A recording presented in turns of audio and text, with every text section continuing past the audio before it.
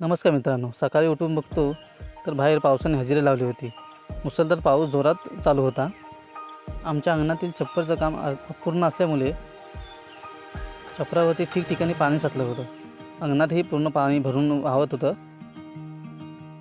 मला वाटलं आज काही पाऊस जाणारच नाही. अंगणाच्या बाहेरचा भाग तर पूर्ण तुडुंब भरला होता. रस्त्यावरती पाणी साचलं होतं. पण थोड्याच वेळाने पाऊस असून नसल्यासारखं झाला. मग काय मित्र आले, म्हणाले आपण चला झाकात जाऊ. मग काय विराजने गाडी काढली आणि आम्ही निघालो झाका देवीला.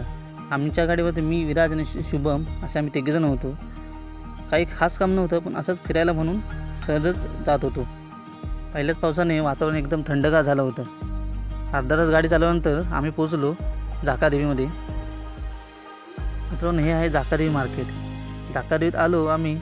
थोडा वेळ फिरत होतो. रोजच्यापेक्षा आज गर्दी खूप कमी होती. मग गेलो आम्ही सद्गुरू वडापावच्या हॉटेलमध्ये. झाकादेवी आलो आणि आम्ही वडापाव खाल्ला नाही असं कधी होतच नाही. झाकादेवी आला तर या वडापावची टेस्ट एकदा नक्की घेऊन बघा मित्रांनो. नंतर मग थोडा वेळ झाकादेवी फिरलो, छोट्या छोट्या गोष्टीवरती त्या घेतल्या आणि मग आम्हाला बियाणं घ्यायचं होतं भाताचं, ते घेतलं.